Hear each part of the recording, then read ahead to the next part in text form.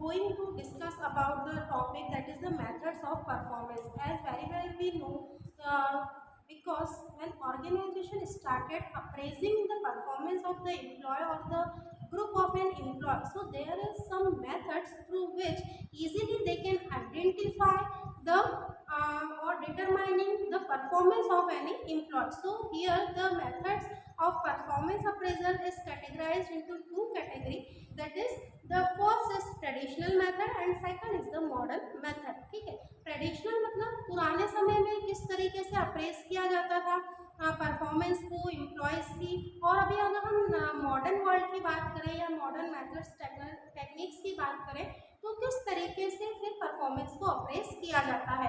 तो performance appraisal की दो मेथड है, traditional method as well as the modern method. Traditional methods के लगभग 5 सब पॉइंट्स हैं। ट्रेडिशनली किस तरीके से मेथड्स को परफॉर्मेंस को अप्रेस किया जाता था ऑर्गेनाइजेशन में ग्रुप ऑफ एम्प्लॉयज़ या एम्प्लॉयज़ के बिहाफ पर। तो देख लीजिए, पहला होता है कॉन्फिडेंशियल रिपोर्ट। पहली मेथड क्या थी ट्रेडिशनल मेथड की कॉन्फिडेंशियल रिपोर्ट। अब क्या होता है कॉन्फिडेंशियल रिपोर्ट?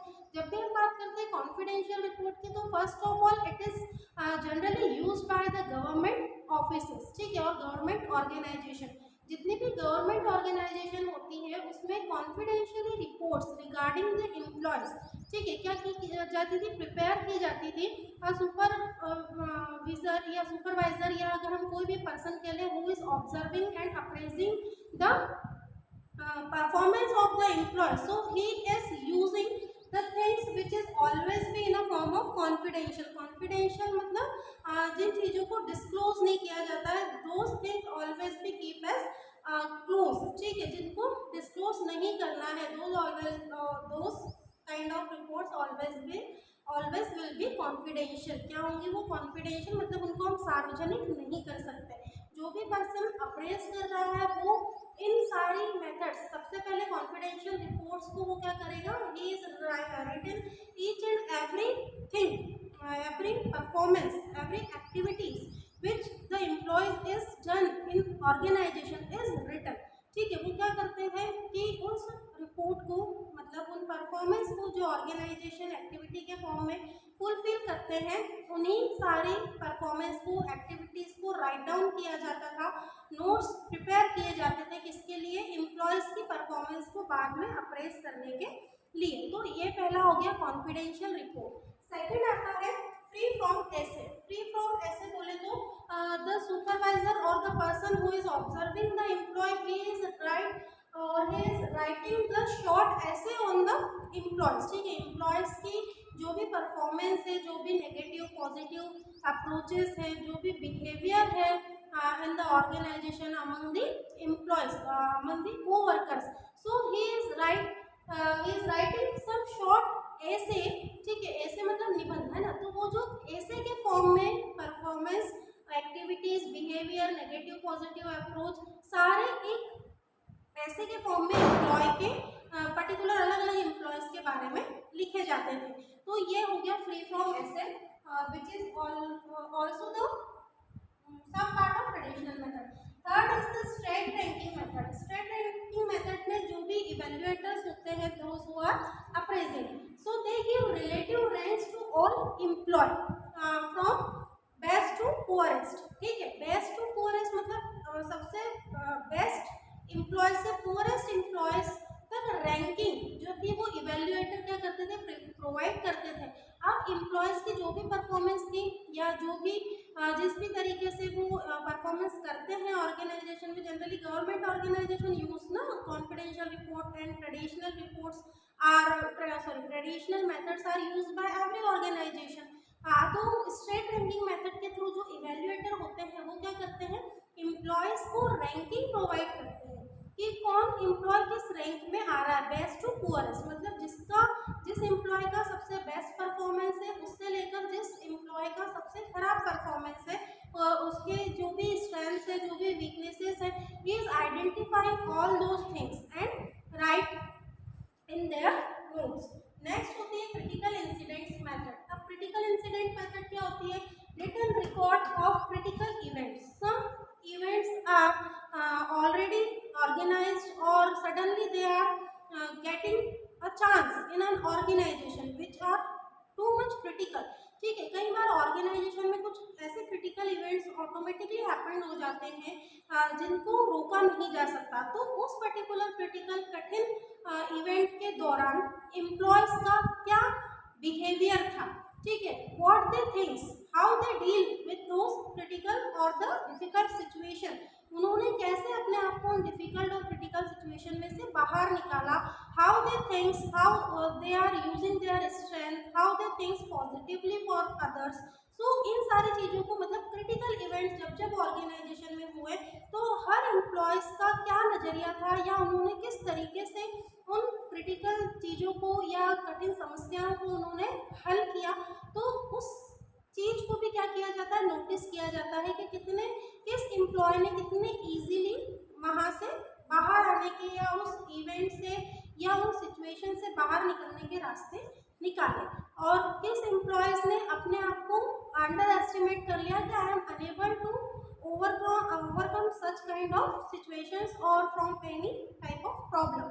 तो उन क्रिटिकल इवेंट्स में जो भी एम्प्लॉयज़ का बिहेवियर होता है, पॉजिटिव नेगेटिव अप्रोचेस होते हैं, how they deal with the difficult situations, how they dealing with the problems, इन सारी चीज़ों को भी इवेल्युएटर जो होते हैं वो ऑब्जर्व करते रहते हैं। तो क्रिटिकल इंसिडेंट इवेंट्स में जो भी क्रिटिकल या कॉम्प्लेक्स सिचुएशंस होती हैं उनमें से कौन एम्प्लॉय किस तरीके से बाहर आने के लिए ट्राई करता है, so such kind of things are evaluating on those type of basis.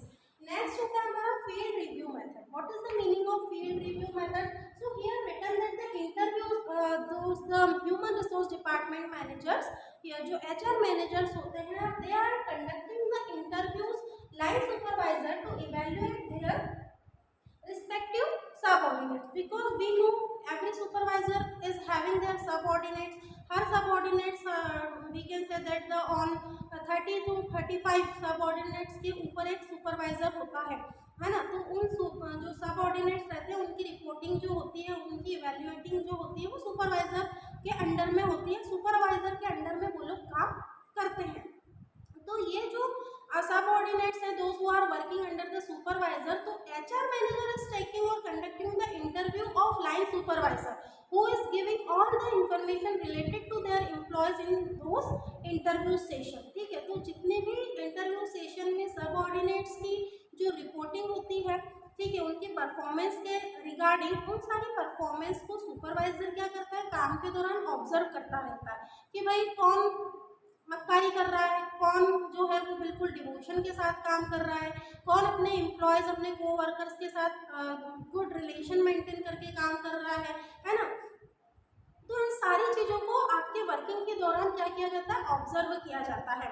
But इतने सारे सबऑर्डिनेट्स का इंटरव्यू लेकर इवेल्युएट करना मैनेजर के लिए पॉसिबल नहीं है, तो मैनेजर का टारगेट कौन होता है, जो भी लाइन सुपरवाइजर होते हैं जिनके अंडर में सबऑर्डिनेट्स काम करते हैं।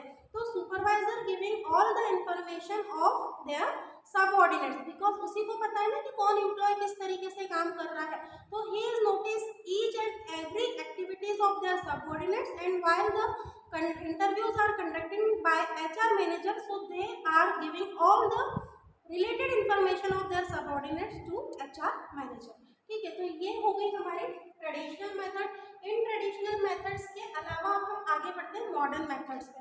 मतलब इन मेथड्स को पुराने समय में यूज किया जाता था, some organisation are in this time in those days also following this methods, but modern methods are different from this types of methods. अच्छा हाँ, एक चीज़ हो, ट्रेडिशनल मेथड्स में न्यूमेरिकल फॉर्म में, ग्राफिकल मेथड्स के फॉर्म में या some formulas are also using, but it is the past time, है ना, it was conducting in the past time। अब क्या हो गया, मॉडर्न वे में मॉडर्न तरीके से परफॉर्मेंस को अप्रेज करना स्टार्ट कर दिया गया है। तो now we will discuss the modern methods of the performance appraisal. This is the modern methods which are using for appraising the performance. So first of all, assessment centers। अब assessment centers जो होते हैं they also appraising the performance of employee, but they are using the different kind of means the observer is evaluate the performance and giving rank to the employee. evaluator जो होते हैं वो performance को observe करके जो rank है वो provide करते हैं. More things done to determine their potential for performance. One more thing they are doing कि भाई जितने भी परफॉर्मेंस जो भी एम्प्लॉयज़ हैं उनकी परफॉर्मेंस उनके पोटेंशियल को डिटरमाइन करके कि भाई ये बंदा है, इसका ये पोटेंशियल है, ये इस एबिलिटी इस कैपेसिटी के साथ क्या कर लेता है, काम कर लेता है. तो इवेल्युएटर हर एम्प्लॉय का पोटेंशियल भी क्या करता है, आइडेंटिफाई करता है for their performance. More things this scientist measuring interpersonal skills, communicating abilities etcetera. ठीक है, अब ये जो ग्रुप होता है, असेसमेंट जो ग्रुप होता है या असेसमेंट सेंटर्स होते हैं, ये क्या करते हैं कि जितने भी एम्प्लॉयज़ होते हैं उनकी पर्सनल स्किल्स, कम्युनिकेशन स्किल्स और जितनी भी स्किल्स उनके पास होती है, how they treat to the other ones, how they are dealing with their coworkers, इन सारी स्किल्स को, इन सारे बिहेवियर्स को भी असेसमेंट सेंटर्स के थ्रू क्या किया जाता है, ऑब्जर्व किया जाता है. मतलब इस सेंटर, नाम ही सेंटर है, that means an organisation is conducting or creating such kind of assessment centers, and the evaluators, those who are the member of this kind of centers in the organization, they are just only evaluating each and every employees, those who are working in your organization. More things that it is a group of employee drawn from different work units. जो मैंने अभी कहा कि ये group of employees होता है जो different units में अवेलेबल होता है. तो ये हो गया हमारा पहला असेसमेंट सेंटर. अब हम समझ लेते हैं एचआर अकाउंटिंग को. Sometimes the good employees leaving the organisation. कई बार ऐसा होता है ना कि जो गुड एम्प्लॉय होते हैं they are just behind some reasons and leaving the organisation. कुछ छोटे मोटे कारणों के कारण वो ऑर्गेनाइजेशन को लीव कर देते हैं, छोड़ देते हैं. तो उस कंडीशन में जो एचआर अकाउंट्स होते हैं they are just doing methods performance जज on basis of cost and contribution of employee. इनका जो इवैल्यूएशन होता है ये एम्प्लॉय के कॉस्ट एंड कंट्रीब्यूशन के ऊपर होता है कि भाई कितने एम्प्लॉय हैं जो डिवोटिंगली हमारी ऑर्गेनाइजेशन में कंट्रीब्यूट कर रहे हैं, कितने डिवोशन के साथ वो हमारी ऑर्गेनाइजेशन में काम कर रहे हैं, how they are helping us for achieving the organisational goal. तो जो एचआर अकाउंट्स होते हैं they are just identifying one more thing, that is well trained employees leave an organisation the human assets decrease and vice versa. होता है ना कि जितनी भी ट्रेंड एम्प्लॉय अगर आपके ऑर्गेनाइजेशन को लीव कर देते हैं, छोड़ देते हैं, तो जो asset human resource are also known as the assets of organisation. तो जो ऑर्गेनाइजेशन की ये असेट्स है ह्यूमन रिसोर्स एम्प्लॉयज के रूप में वो क्या हो जाती है, डिक्रीज हो जाती है. कि भाई ट्रेंड एम्प्लॉय छोड़कर चले गए, अब वापस से हम भाई एबीसीडी स्टार्ट करें, नए एम्प्लॉय को रखें, रिक्रूटमेंट करें, सिलेक्शन करें, है ना, फिर उनको ट्रेनिंग प्रोवाइड करें और एक दिन ऐसा आए कि वो छोड़कर चले जाए, तो उस सिचुएशन में हमें क्या करना है. तो like that, so they are evaluating HR accounts, evaluating the contribution and the cost of employee. Next होता है बार्स. ठीक है, इन शॉर्ट इसे क्या बोलते हैं, बार्स. इसका मतलब है behaviourally anchored rating scale. Behaviourally anchored rating scale का क्या मतलब होता है कि the behaviour of the employees those who are using with their coworkers. ठीक है, क्या आपका व्यवहार है जो जिसका उपयोग आप अपने कोवर्कर्स को डील करने में करते हैं. More than combination of graphic rating scale and critical incident method. ठीक है, ये जो बात होता है बिहेवियरली एनकोड मेथड, ये बिहेवियरली एनकोड रेटिंग स्केल जो होता है ये दो चीज़ों के कॉम्बिनेशन होता है. एक तो होता है हमारा ग्राफिकल, जो कि हमने ट्रेडिशनल उसमें पढ़ा था, ट्रेडिशनल मेथड में पढ़ा था, ग्राफिक रेटिंग स्केल और मैंने बताया ग्राफ वगैरह बना के. और दूसरा होता है आपका critical incident method. Critical incident method में आप पर्टिकुलर जो भी क्रिटिकल इवेंट में बिहेव करते हैं या सिचुएशन से बाहर निकलने के आइडियाज आप डेवलप करते हैं, तो उसमें आपके बिहेवियर को आइडेंटिफाई किया जाता है. तो यहाँ पर जो बिहेवियरली एनकोड रेटिंग स्केल है ये कॉम्बिनेशन है, एक तो ग्राफिकल रेटिंग स्केल का और दूसरा क्रिटिकल इंसिडेंट मेथड का. मतलब ये दो मेथड का यूज करके फिर बार्स को क्या किया जाता है, डिक्लेयर किया जाता है on the basis of the performance, the different kind of behaviour, how they overcome from the difficult situation employees. ठीक है, उन सारी चीज़ों को नोट किया जाता है. Then critical areas of job performance and most effective behaviour for getting result and determine in advance. इसके सबसे इफेक्टिव रिजल्ट्स होते हैं प्रॉब्लम डिफिकल्ट सिचुएशन में से बाहर आने की उनको भी रेटिंग दिया जाता है। नेक्स्ट होता है एमबीओ। पूरा टॉपिक एक हमने पढ़ा हुआ है एमबीओ के बारे में, मैनेजमेंट बाय ऑब्जेक्टिव। तो मैनेजमेंट बाय ऑब्जेक्टिव में क्या होता है कि supervisor and subordinates both are making the events, है ना, and they are involving in the things that how to achieve the goals. मतलब सुपरवाइजर अपने या जो सुपीरियर्स होते हैं वो अपने सबऑर्डिनेट्स को भी ऑर्गेनाइजेशन के गोल प्रिपेयर करते टाइम क्या कर लेते हैं, उन्हें इन्वॉल्व करवाते हैं ताकि सबऑर्डिनेट्स का आइडियाज, उनके थिंकिंग, उनके थॉट्स सारे हमें मिल सके। तो concept, this concept is developed by Peter Drucker. ठीक है, पीटर ड्रकर के थ्रू एमबीओ का एमबीओ मैनेजमेंट बाय ऑब्जेक्टिव का जो कंसेप्ट है it is created by the Peter Drucker and it is a one effective and operational technique of performance appraisal. ठीक है, performance appraisal की ये एक बहुत ही इफेक्टिव और ऑपरेशनल मेथड्स है and powerful philosophy of management. It is also used by the management as a philosophical concept. ठीक है, मैनेजमेंट बाय के फिलोसॉफिकल कंसेप्ट के पॉइंट ऑफ व्यू से भी एमबीओ एक बहुत अच्छी एम्प्लॉय के परफॉर्मेंस को अप्रेस करने की मेथड मानी जाती है। Under this workers and management together set the goal. ठीक है, मैनेजमेंट एंड वर्कर ये लोग साथ में अपने गोल को क्या करते हैं, सेट करते हैं and involves participating in decision making. जो भी डिसीजन लेना है कि भाई हमने हमारा ये ऑर्गेनाइजेशन का, अब इसमें कौन आ गए, मैनेजमेंट भी आ गए और मैनेजमेंट के पीपल भी आ गए और वर्कर्स भी आ गए। इन लोगों ने साथ में मिलकर क्या करा, ऑर्गेनाइजेशन का गोल बनाया। अब इस गोल के लिए जो भी डिसीजन मेकिंग है they are taking the decision together. जो भी डिसीजन होता है ये लोग साथ में उसको लेते हैं कि भाई गोल के बारे में क्या डिसीजन है, वर्कर्स का क्या कहना है, मैनेजमेंट का क्या मानना है। तो साथ में सारी चीज़ों को लेकर डिस्कशन होता है एंड फाइनली किसी एक गोल को या जो भी प्रॉब्लम है, जो भी डिफिकल्टीज है, बट कहने का सिर्फ इतना मतलब कि workers are also involving in this kind of methods.